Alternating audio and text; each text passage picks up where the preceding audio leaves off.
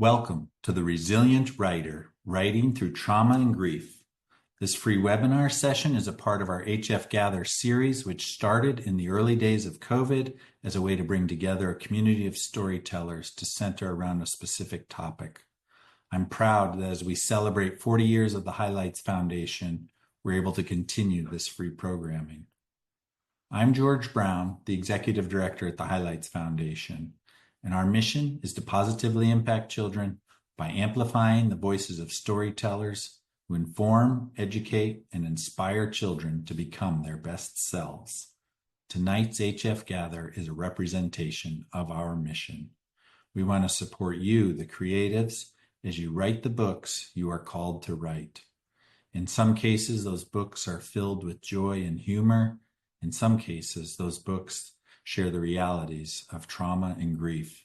And in many cases, the books share all of the above, because that is the reality of life: joy and grief, happiness, and some tragedy too. We're so grateful that Heather Demetrios is here with us tonight to lead you through some writing activities to help bring stories of trauma and grief to readers of any age. Writing is hard. Writing about trauma and grief is really hard. Go at your own pace and take care of yourself. Heather is a part of our faculty for our upcoming retreat, Writing Through Trauma and Grief to Empower Readers, which will be held at the Highlights Foundation Retreat Center, November 6th through 9. I hope tonight's session gives you a little sample of what that retreat might be like. Before we get started, a couple more items.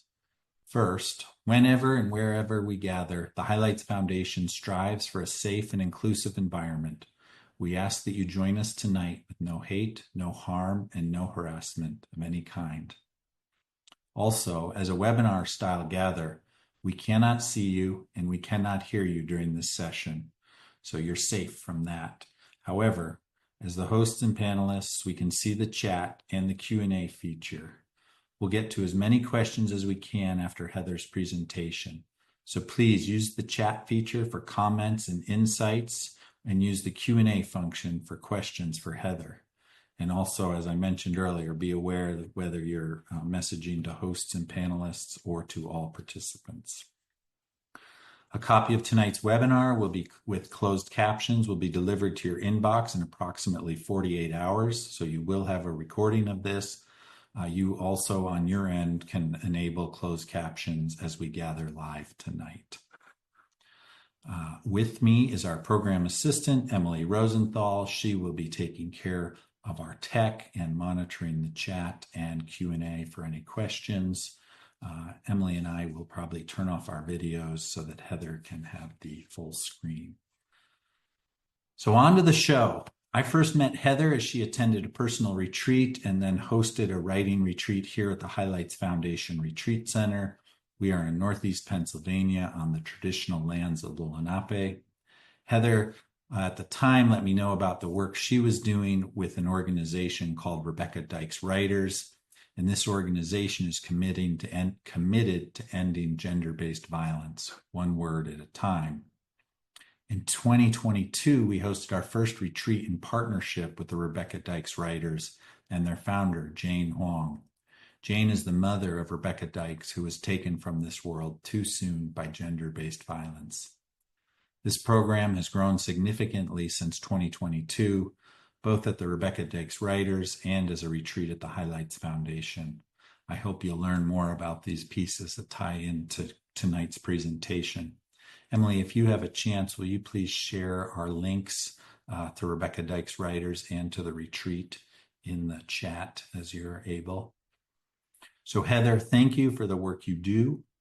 Will you please tell us a little bit about yourself as a creative and then begin your presentation, which you've titled The Resilient Writer.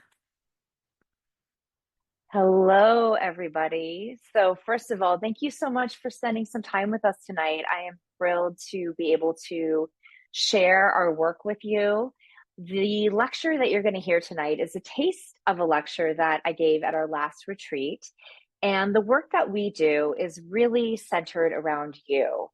One of the things that I've noticed as somebody who is a writing professor in an MFA program, who received an MFA myself, so many of you, I think, have a connection to Vermont College of Fine Arts, which is where I went. As an author, as a writing coach, as somebody who has been in many writing spaces and groups, is that many spaces do not have a sense of what it means to be trauma informed for writers. So there are classes and books and teachers and editors, agents that are asking writers to mine their trauma, mine their stories, mine their pain. And they're not providing any kind of a safe container to do that. And so writers are going off on their own and they're digging deep and they have nothing to keep them tethered to anything that feels at all safe or grounded. And so what's happening is that they're dredging up all of this stuff and they're re-experiencing it. They're having nightmares, they're having PTSD, they're having flashbacks, they're having all of these things happening, and it's affecting their personal lives. And so I started noticing this. I have an undergrad in theater. So this started way back. I mean, this even started in high school, being like, we're being asked to do this method acting, and then we're being asked to write these solo performance pieces. We're being pushed by our teachers to use our memories to make our performances or make our writing better. And we're just expected to deal with it, to deal with how it's affecting us. And it's supposed to be used for entertainment for other people or for healing for other people, but no one's taking care of us, right?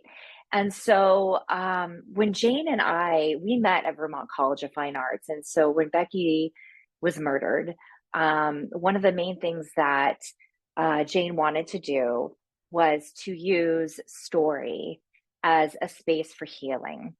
First, as a space for healing for other women, other writers, storytellers who had experienced gender-based violence, and then to use story as a place of change, right? Change in the world, because we believe that stories could change the world. And that's what Highlights believes. And so that's where that partnership began. And so this is where kind of our work begins, in holding writers with tenderness and care and dignity. And so if you have been harmed in your writing journey, I want you to know that we come from a trauma-informed space. We have a licensed clinical social worker on our staff who meets with our writers on our retreats. I actually am in the process of becoming a clinical social worker because of this program, because of Rebecca Dyke's writers, and because I believe in this work so much. So when I'm in school, people say, "What's a social worker for writers?" And I have to explain my whole thing about this, right? We have an MD, a doctor, on our staff who is in the process of becoming a somatic healer through the somatic experiencing. I think a lot of you probably have somatic therapists. That's what she's becoming.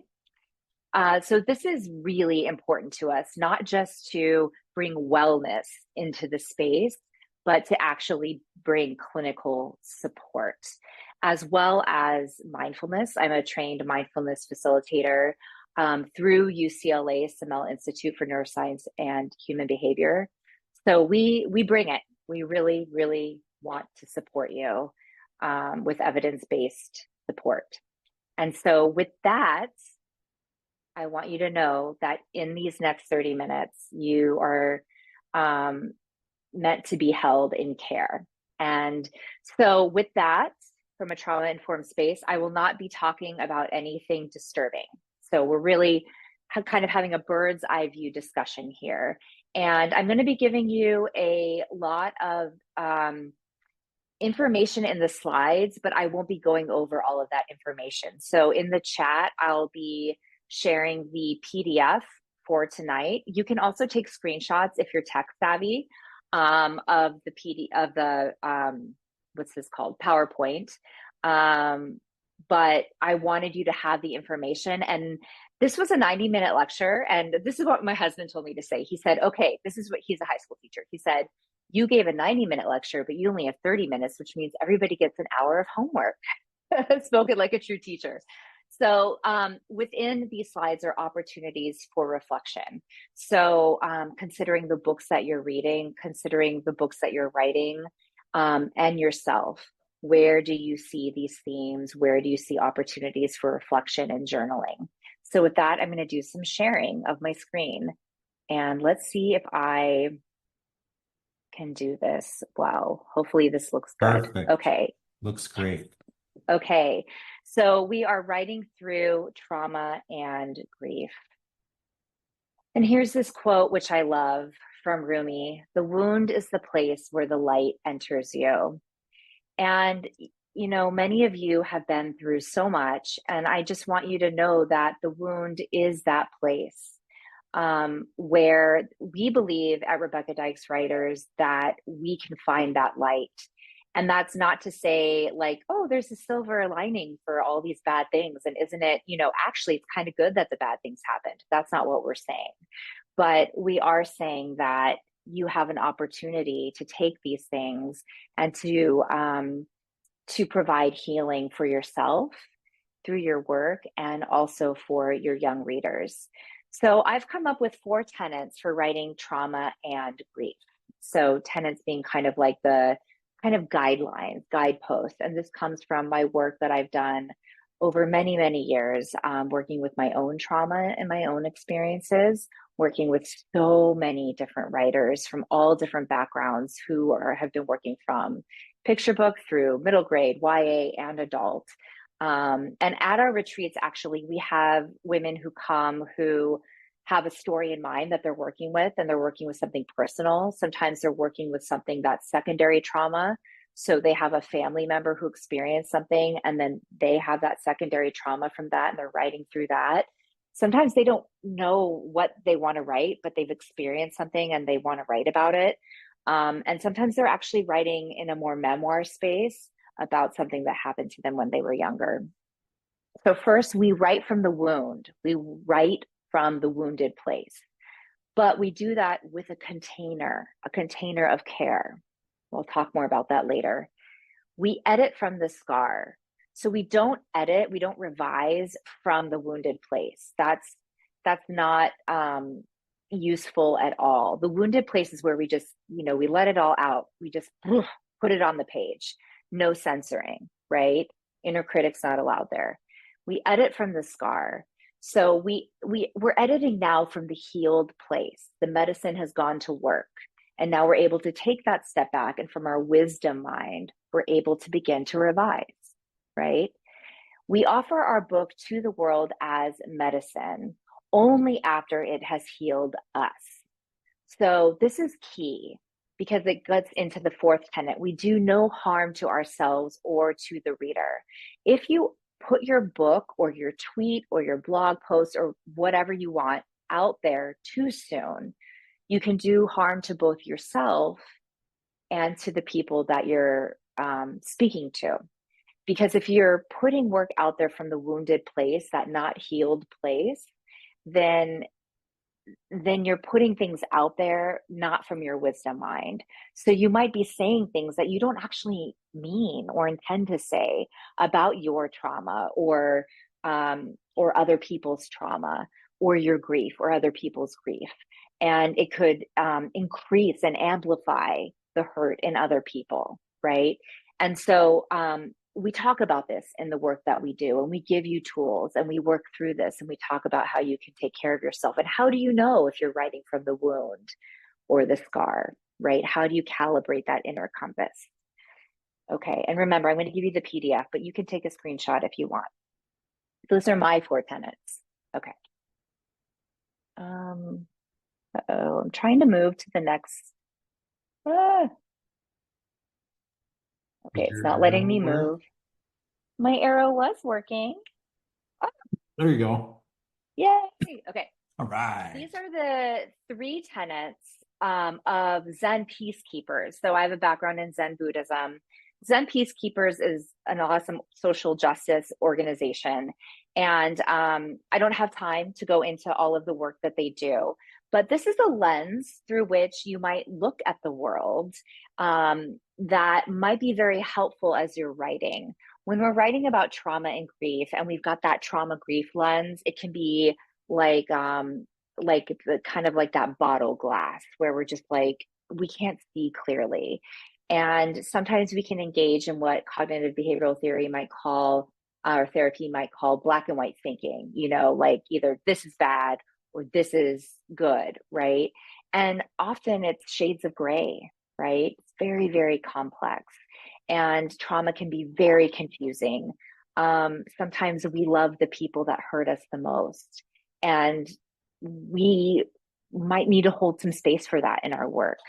And that might make us feel shame, and that's confusing. And right. And so I love these three tenets because it allows us to hold that complexity. And I put the zenpeacekeepers.org website up there for you to check out.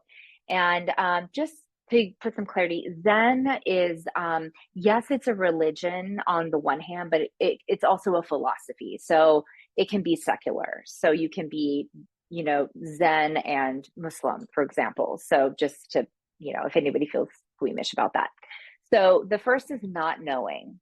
So just kind of approaching the topic, your characters, with a sense of not knowing. What if a character has an experience and you're in a scene that's very confusing and you approach it without an agenda? Just like, I don't know. I don't know what justice looks like in this situation. I don't know what resolution looks like. Let's explore it, right? Instead of coming into the scene with, well, this punishment needs to happen to the perpetrator, right? That's what not knowing looks like. That's what holding space for the complexity looks like. Bearing witness. Bearing witness is what we do as writers, right? So I love foreign correspondents. I'm obsessed with them. In another life, I definitely was a foreign correspondent, and they bear witness. They go out into the field and they bear witness to what's happening. We are the foreign correspondents of the child experience. That's what we are. We go into the field of childhood and we report back, right? That's what we do. So we bear witness to childhood trauma. And so then our child readers can see, oh, yeah, this is what it feels like for me. Or the adult readers who are reading for their inner child, they're reading, like I read picture books for my inner child to heal my trauma. So I'm reading that. I'm like, yeah, that is what it felt like to not be heard, right?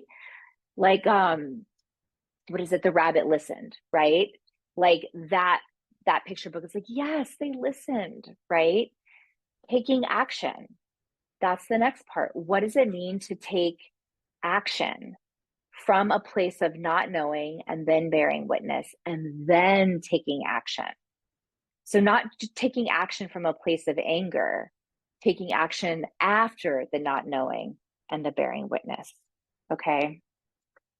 All right. Now we're going to go to the next slide. So I'm going to give you an example of each. Not knowing. My example here is Ida Always. Love this picture book. Great picture book about grief. It's by Karen Levis, and the illustrator is Charles Santos. An example of not knowing. Spoiler alert, one of the polar bears dies, Ida. And the way that Gus is able to kind of process this is that Ida says to Gus about the city. They're in Central Park and they're surrounded by New York City. And Gus longs to be out in the city. And Ida says, you don't have to see it to feel it, because they can hear the car honking and they can feel the energy of the city. You don't have to see it to feel it. So after she's gone, there's this beautiful moment where Gus's eyes are closed. He almost looks like he's meditating. And we see pictures of Ida in the clouds. And it has this moment where he says, you don't have to see it to feel it. And we know that he's feeling her presence. He's maintaining that connection with his dead friend. We don't need an answer. We don't know where Ida went when she died. We don't need those answers. We live in that liminal place of not knowing, right? So that's an example of not knowing. Bearing witness, long way down. Jason Reynolds. If you haven't read this book, you are in for a treat. Go read it as soon as possible. He bears witness to the experience of young Black kids who are caught in systemic oppression and the cycle of that, right? So here's an example. The rules. Number 1, crying, don't, no matter what, don't. Number 2, snitching, don't, no matter what, don't. Number 3, revenge. If someone you love gets killed, find the person who killed them and kill them. Another thing about the rules, they weren't meant to be broken. They were meant for the broken to follow. That's bearing witness on the page. That's being a foreign correspondent for children in the landscape, in the battlefield of childhood, right there.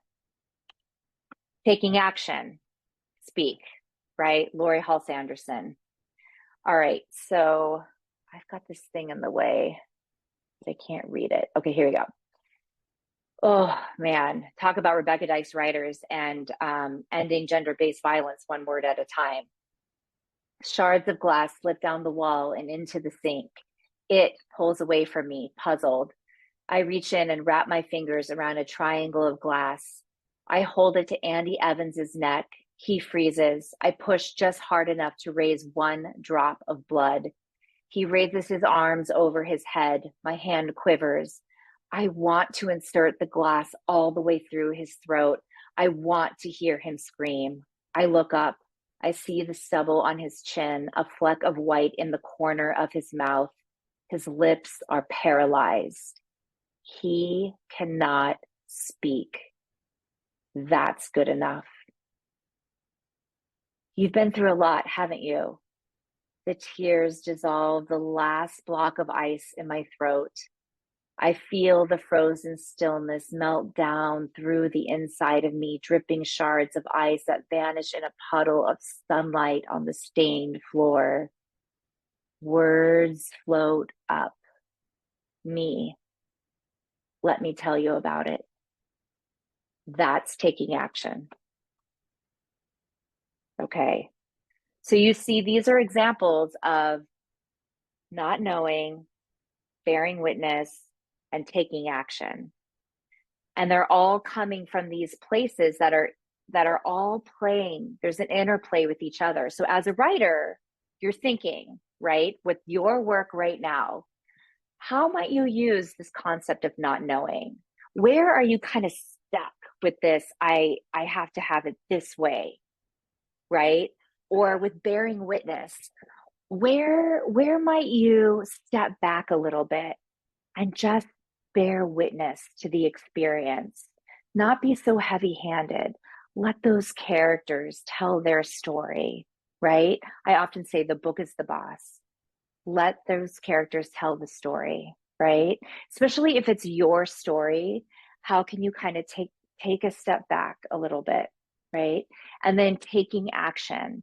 How can you have these empowered characters with agency who have earned those actions, right? And so that you can hold that up as a mirror so that your young reader can have an example of what it means to have a voice, right? To take action for themselves. And again, that's how we do that. But we need the resilience as writers in the writer's seat to write these tough scenes. We can't get to these scenes if we're a puddle in the writer's seat, right? Because these are tough things to get out there, and we need support to be able to do that. All right, come on, let's get to the next slide. There we go. Okay, so the 3 tenets. So we go from practice to the page. Y'all, I can't tell you how many times I try to do this, but it's interesting. So we go from not noticing or not knowing to curiosity. And that why, I've tried to get it so many times to line up and it wouldn't. So I decided to be curious about it. I don't know. That why is just hanging out there. But not knowing is really just embodying curiosity, right? So if you as a writer are in the writer's seat and you're having a hard time, one of the things we encourage people is to just get really curious, and that's bringing in mindfulness. So usually when I have the time, I start my sessions with some mindfulness exercise.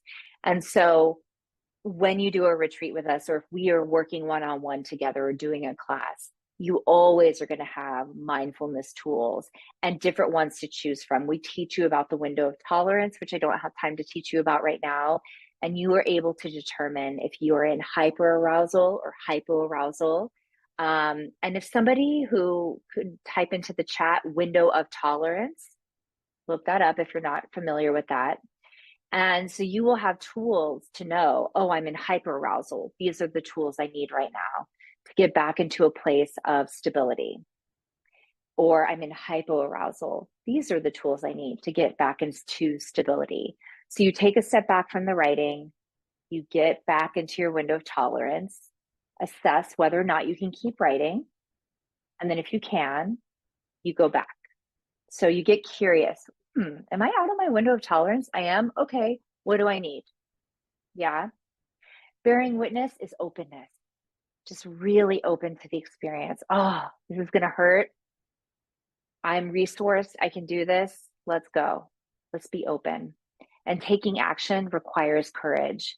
It's really courageous of you to even come to this lecture, of you to be willing to do this work. Yeah. And to write things that, I've had people say, that book's never going to sell.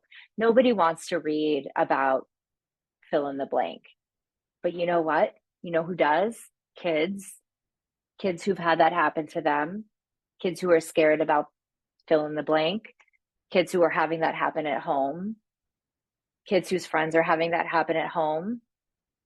So it's really about that gut check, getting market out of the head and thinking about the kids and thinking about you, the kid who had that happen to them, right? So that's what it's about. Always taking that gut check. And we always do those gut checks together because it's hard. It's really hard. How to write in these times. Okay. This is from Totoro, if you haven't seen that. Okay, so this is the part of our time together where I don't have a lot of time to go super deep into it, but this is so mind-blowing to me that I had to include it in the slides because I think it's so helpful to have language around this. So there's this great book called Standing at the Edge by Joan Halifax, finding freedom from fear or finding freedom where fear and courage meet. I think we're in a time where fear and courage are meeting a lot. And when you're writing about trauma and grief, fear and courage often meet. And so the first thing we need to do is to really understand our suffering. We are suffering. And I mean that word very seriously.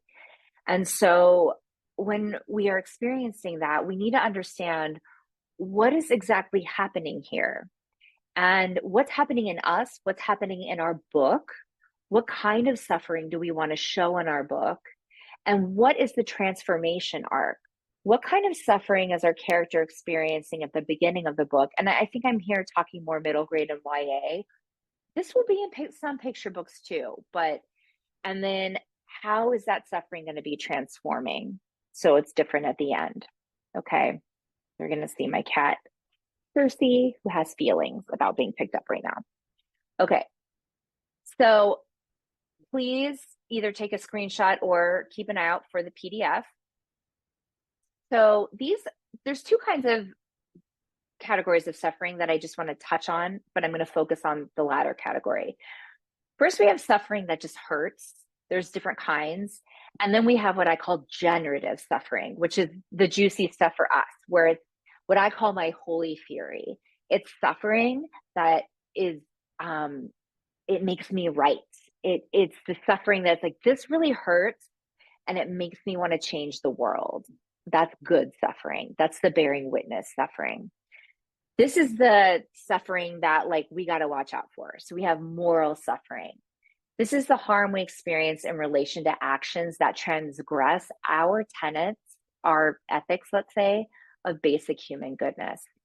So if we had more time, and we don't right now, I would be giving you lots of examples. So what that hour of homework that my husband is assigning you, um, what I would love is if you could take some time with your journal and really dig into moral suffering. Are you experiencing moral suffering?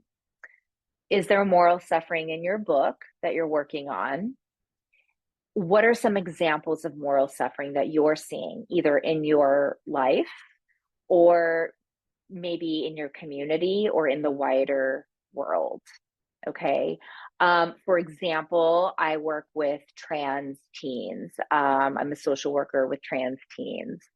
And they are experiencing a lot of actions that transgress their tenets of basic human goodness, right now. Okay. Moral distress arises when we are aware of a moral problem and determine a remedy. We're like, oh, I know what we can do about this, but we're unable to act on it because of internal or external constraints. Like there are laws against it, or we don't have the money, we don't have the power. Again, do a little bit of journaling around that. Moral injury is a psychological wound resulting from witnessing or participating in a morally transgressive act. It's a toxic, festering mix of dread, guilt, and shame. Alienation is a hallmark of this. My dad is a combat veteran with PTSD. He has experienced moral injury. So, have you experienced, do you have anybody in your life who's experienced that? Is there collective moral injuries that you can think of, right? Yeah, I want to give examples, but I don't have time. But please, this is part of your homework. And if you're reading a book right now, maybe see, like, are you seeing examples of this, right? And this is great to talk about, with people. If you have a writer's group or something, dig into this together. We're still on the sufferings that are not generative. Moral apathy occurs when we simply don't care to know or when we are in denial about situations that cause harm. Like, see no evil, hear no evil, right? I love this quote by James Baldwin. I'm terrified at the moral apathy, the death of the heart, which is happening in my country.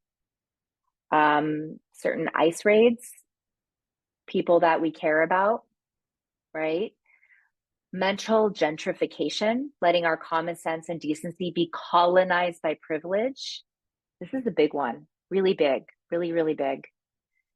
Moral remainder, the painful, emotional, kills me, spelling error, residue that lingers following actions that violates one's sense of integrity, where you're just like, oh God, I saw that and I'm right. I live in the Twin Cities, so George Floyd, right? Okay, so please think about those. And those all these definitions come from Joan Halifax's book. But now we're into the generative suffering, and I've got like 4 minutes left. So I'm just going to be quick about this.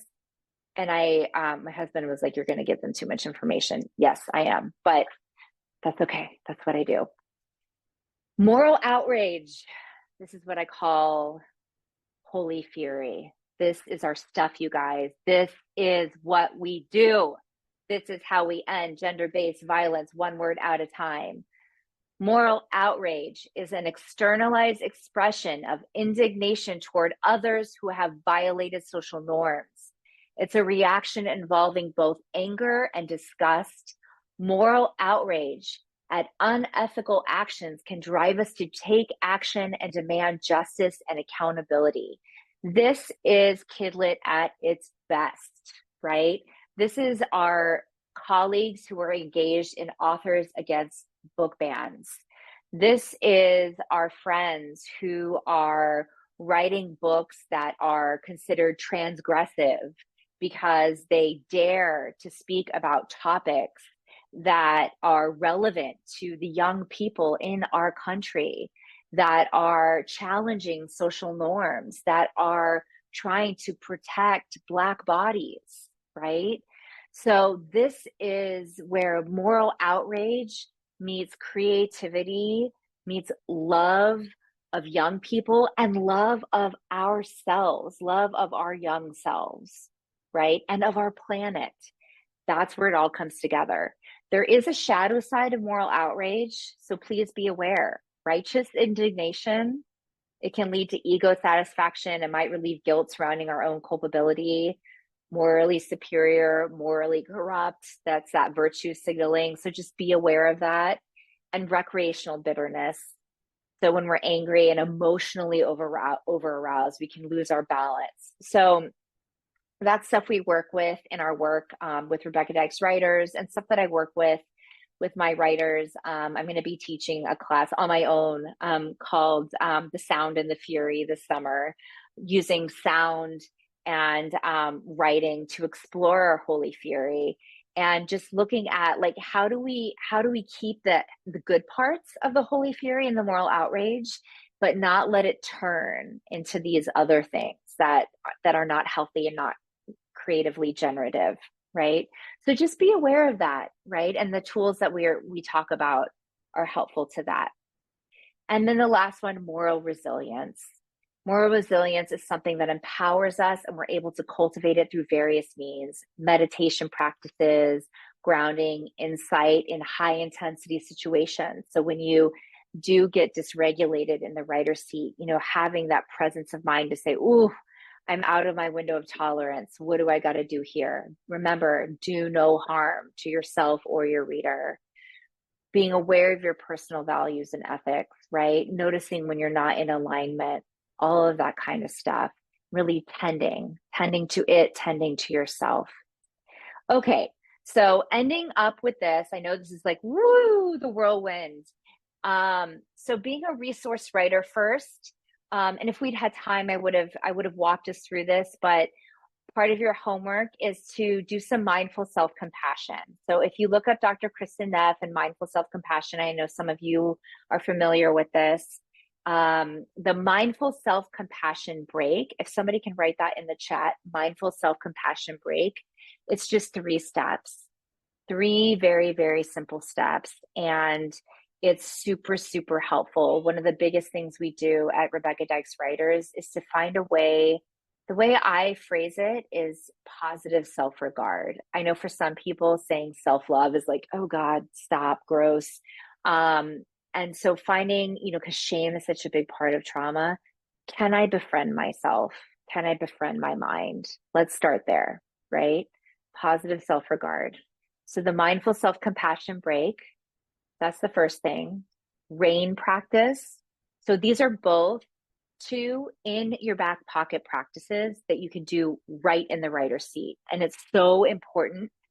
And if you don't like these, we'll find you something else on the Rebecca Dykes Writers website. We've got lots of tools for you. And if you come to our retreat in November, you'll get lots more.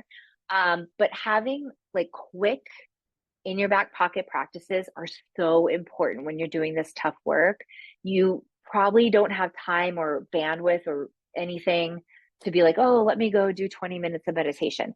I want you to have something where you're writing a really tough scene and you're like, whoa, that was really, I can't, to just push back and say, okay, whew, I'm going to do a mindful self-compassion break, or I'm going to do the RAIN practice, 2-3 minutes. Let's check in. Can we keep going? Yes, no, let's do another break, right? That's what we try to do. Trauma-informed writing support. So obviously Rebecca Dykes Writers, but also Highlights. I mean, Highlights is such a trauma-informed space. They work so hard. So any of the classes that you do there, they are going to take care of you. And and my big thing is, if you're going to sign up for anything anywhere, ask them if they're trauma informed. If they don't know what you're talking about and you want to work in trauma and grief with your writing, do not work with them, because the harm could occur. It might not, but it could. If you're going to work with a writing coach or work at a writing program, an MFA program, whatever, just make sure that they have those tools for you, because if they don't, I've seen a lot of harm done. Okay.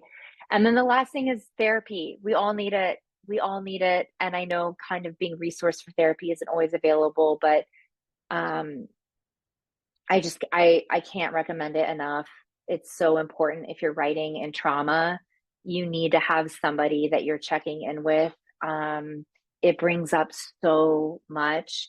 And unfortunately, in our writing culture, in the arts culture, whether it dance, filmmaking, whatever it is, there is not an infrastructure of care for artists. So we are just expected to use our trauma as though it's like we went to Blick and bought paint and go for it. But I cannot tell you how many writers I work with one on one who are like, I'm having nightmares, I'm having panic attacks, my marriage is having trouble because I'm working on this book, this, that, and the other, like this is real. This is real. So please, please know that if that's happening to you, you're not crazy. This is really serious stuff. The other thing is spiritual technology. I love this term. It's Krista, what's her name? Krista, whatever, from the On Being podcast. She uses this term, and I really like it because I think a lot of people have had spiritual harm experiences. So I like kind of mixing these two words together, but having some kind of practice, whether it's mindfulness or tapping, something that connects you to your highest self, the universe, whatever language you want to use, but that other expansiveness, right? I think of the conductor in Norman Jester's book, The Phantom Toll Booth. I don't know if any of you remember that scene. I love that scene so much. But just that sense of that oneness, right? So whatever makes you feel that sense of like, when you see a sunset, whatever that is for you, if you can find something that helps you tap into that is not writing, okay? Because we need to fill our wells in other ways. Something that you can engage in regularly that will resource you. It could be playing music, whatever it is, having that as well. So these things here, this is being a resource writer. And for many of you, exercise is also part of that. Okay. All right. Last slide. I see Allison's coming on. So this little QR code, you can scan it. It'll take you to our website. It also has a link to our retreat, which I know Allison's going to be talking about. Also our resources. So I'll put the PDF on there as well, but I'll put it in our chat. And yeah, I just thank you all for being here with me tonight. And I just wish you nourishment and words that I wish you books that you write that heal you and that heal your readers. Mwah. Okay. Hi, Heather. Hi. There's so much love in the chat right now, and thanks in the chat. Just so nice to see. Oh, I would love for you to take a deep breath because I feel like the clock was there was a hard one for you in this one. I have my little timer. Yeah, trying to get so much. There is so much to say, and I know how much you want to give and hold the stories that people tell in this space. So I love that. I hope, people will be getting the recording of this as well. So if you didn't have an opportunity to take a screenshot or write something down, but there was that one idea, that you want to go back to, know that you'll be getting the recording. One of the things that you were just saying too. Perfect. And we'll attach that in the blog post too. So we'll make sure people have that too. We're in the thick of a rain spell here. And when you were talking about the sense of oneness, I think about that a lot. I remember you had brought that up, and I love the idea of like sharing of what that might be for people. And it is a good character exercise too. I think that is something I often share with my character like I think about nature a lot. For me, we're like in total rain all the time right now, but you can't miss the color of the leaves that are coming out right now, and you can't miss the way that the ferns are coming back and they're kind of like waving at you and things like that. And it's like we have the rain and we have all of this vibrancy to look at in nature, and you know that you made me think back to that time when you were talking about those things. So I hope everybody's writing down um, those moments for themselves, and especially if they can capture it with a sense. It's something that they hear, something that they see, something that they touch or smell, and that they can go back to, really. Um, One student I was kind of going through, we're going to get to some questions. I had someone send me questions, Heather, who could not be here tonight, but they were just so hopeful that we would talk a little bit about some things. And then I see that there's some questions in the Q&A, and we'll wait and see if any others populate in there.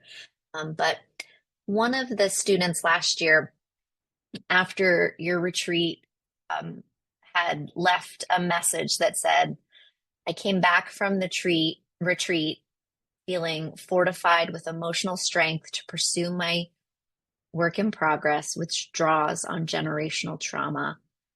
I felt heard. And I loved that they used the term fortified because, you know, we're thinking about the food that we're having there and the space that we're taking up and things like that. I love um, that they were talking from a place where they had returned home. It wasn't just that we held the space while we were together at the retreat. They wrote this comment when they had returned home. So I love that they took something with them. Um, and I love that they used the word heard, like they felt heard. You know, they kept repeating that kind of throughout. It's a much longer note that they had sent. And I think it really is a testament to kind of that space that you all create and the things that you do. For those of you who haven't had a chance to see, Heather will be joined this year by Winsome Bingham, who's an author and an editor, and Bethany Walker, who is an author and a clinical social worker. And I was reading more. So Bethany also did a read aloud for us last year. I don't know if do you remember that. It was like such a sweet moment. We sat and had picture book time together, which was so sweet. But then she mentioned off the like after we were looking at this picture book and said, you know, she's pursuing her doctorate in traumatology, and it was like, oh wow, you know, it was this whole other level of things. So and Azra and Yvonne will also be there, you know, supporting us and helping us too. So I think, like, for me, part of the retreat is this beautiful experience, but that you're all drawing on different things that have worked for you. And the hope is that people will take some of that home with them so that they can find things that work for them. So I love that. I love it. I love it so much. Thank you for your care tonight, and for being with us. And let's turn to some of the questions that people have, because now I'm just rambling excitedly about, you know, being together and talking about things. So one of the conversations that I see, it came up in the Q&A and in what, you know, someone had sent in earlier. It draws on one of the slides that you've actually prepared, and maybe because it's the Q&A, you could go just a layer deeper and talk to us a little bit about this. But I love the way Katie put this question in the Q&A, and the last line of it says, how do you navigate the tension between protecting access to stories and being mindful of the psychological impact those stories might have on readers? And similarly, Stephanie, who had sent in a question, said, you know, like, how do we do our best to keep our readers safe, but recognize that stories don't need to be safe? it's a big question, but it is one. I mean, if we're entering this space where we're writing stories that are coming from these experiences and we're in the world that we're in right now, what does that tension look like? What does that space look like? What do you think? Yeah, I actually think, speaking of Bethany, so Bethany wrote this amazing picture book called Lena and the Dragon. And I buy it for everybody that has a child because it's about something that happens to a child, but it's never named. We don't know what it is. The book starts off and it says, the bad thing happened. We don't know what it is. And the child's trauma is represented by this dragon.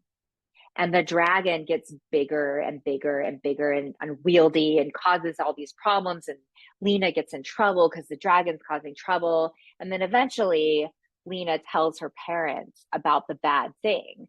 And then, they figure out how to control the dragon, not control, but to manage the dragon. The dragon never goes away. The dragon gets smaller and is able, Bethany Walker is her name. I saw that in the chat. And what I love about that book is a way that, first of all, you know, Bethany is a specializes in childhood trauma and works with children with trauma. We don't know exactly what this trauma is, right? So this is a way of protecting both the author, right? We don't know exactly the trauma that Bethany herself is working with. We don't know the trauma the child experienced. It could be anything. And yet, and any child reading it is not going to be traumatized by the book, right? The bad thing could be anything, right? But for the child, the very specific individual child reading it, they know what the bad thing is, right? So I think that's how we manage it in terms of not traumatizing our readers. So that to me is such a brilliant example of writing trauma for children, for child readers. And it is such a careful balance because you have to be able to reach that child and you have to be able to speak to their trauma. But there's going to be a lot of kids that read that book that didn't happen to them, right? And you don't want to like traumatize them. And so, and also for the author themselves, right? How can they work with their experience? And I was telling you, Allison, I took the highlights picture book class. So I'm a YA author and I was like, oh God, I'm so scared. I'm going to take a picture book class. And I wanted to work with, as I mentioned, my dad's a combat veteran, and I wanted to work with being in a volatile home. And those of you that have been on the retreat with me, I told my story a little bit. And I was like, how do I talk about this in a picture book? And so I had to find, my own way of doing that. And for me as a writer, talking about something that was really hard for me, it was also really helpful to find that metaphor. It was less traumatizing for me. So we kind of work with that. Does that answer? Does that help? Yeah, I mean, I appreciate that the metaphor, I think does end up helping. And I don't know, one of the things, that we talk an awful lot about is the idea of, telling the story several times before it becomes a book. Like it can be a story for a very long time, and it doesn't have to be that finished product yet for your reader. And I think having community and having people that you can share the work with who get it, who are also writing within this space, can kind of help with what that might be. But you'll naturally see people turning toward essay or poetry when they are kind of taking a break from trying to write this book.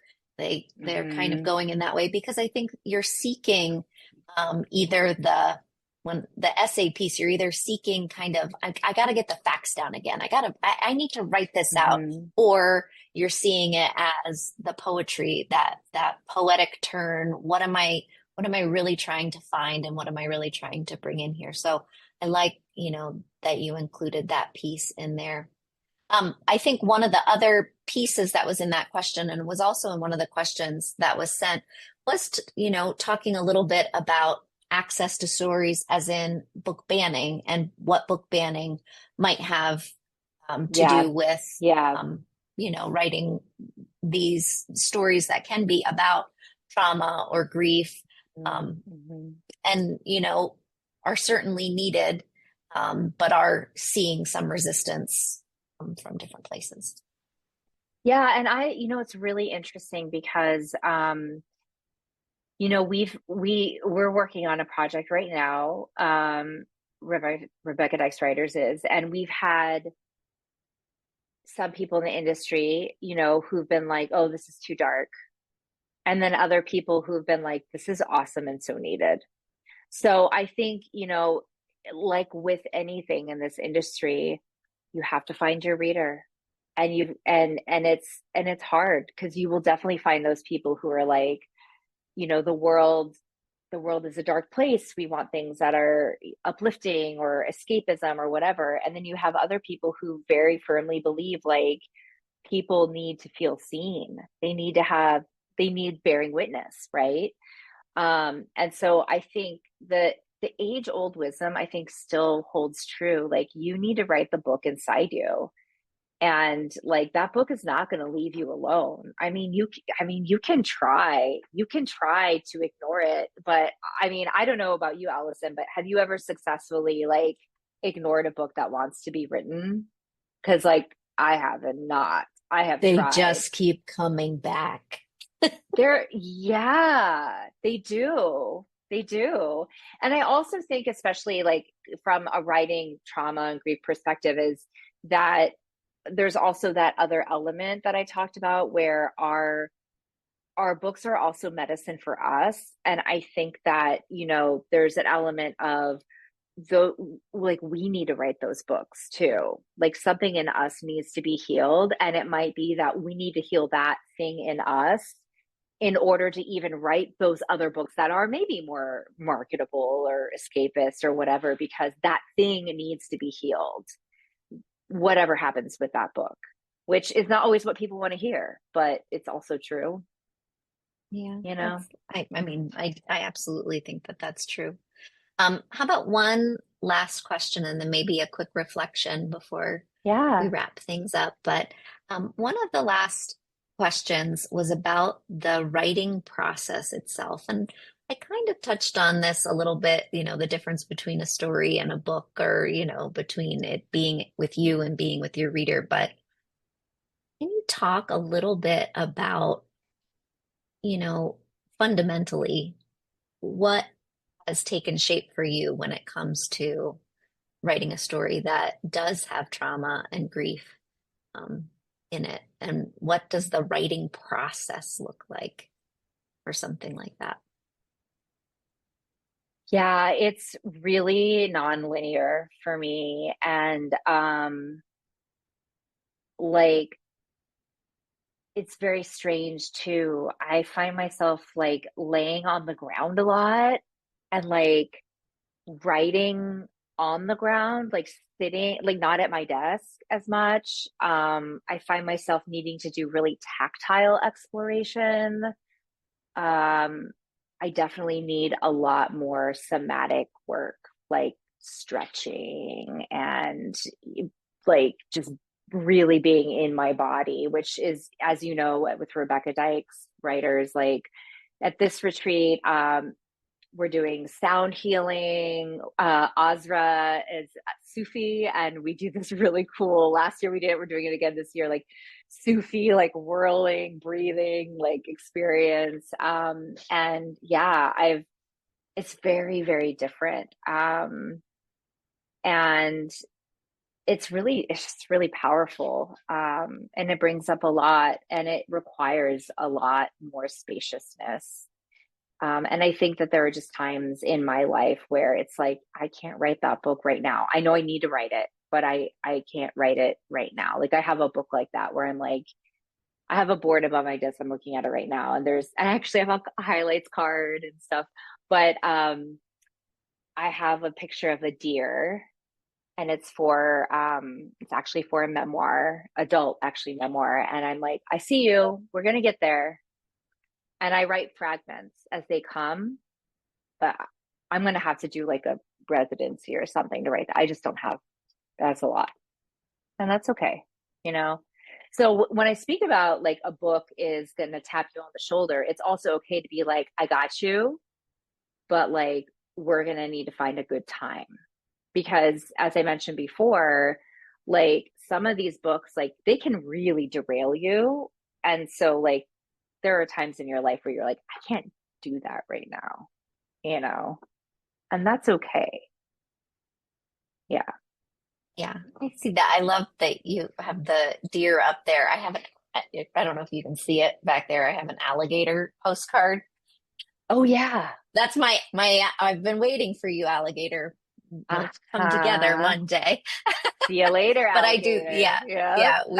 yeah. I think you do surround yourself with that story. And thematically, I think they come back. And I think one of the things that within this question about what does the process look like, I think it looks like a lot of space to think. I think it looks like a lot of space to explore, and the word play might not quite be right, but seeing how this is going to come about, and the first thing that you write down might not be the first thing that stays with you for a very long time. We know that about all novels, but you have to start somewhere with the story, and then you can keep exploring with it. And I love that you said giving yourself time. And then on the other side, when it comes to the revision piece, and when it comes to working with your editor, or a writing group or a partner, I think trust is the other piece there too. Trusting yourself and trusting the people that you're surrounding yourself with in order to really help shape that book again and again. So I'm sure that you've been in a situation too where editorially people might want you to shift certain things that are in the book, and you're open to hearing feedback, but there are some things when it comes to grief or trauma that do remain, and you do know, I do need to keep this specific word in, or I do need to keep this part of the plot in, because it's going to really speak to those readers. So I love that you were talking about time, and I would add trust to that for sure. Yeah, I had in my second novel, Meet You There, there's a character who's a young Marine who loses his leg in Afghanistan. And there are these like interpolations where it's just stream of consciousness, where you're just dropping into the PTSD mind of a Marine. And of course, it's like our writers group, he was a small character, and I had no idea I was writing about my dad. And then my writers group was like, who's that guy? And I'm like, he's just a guy. And they're like, no, writers groups, plug for writers groups.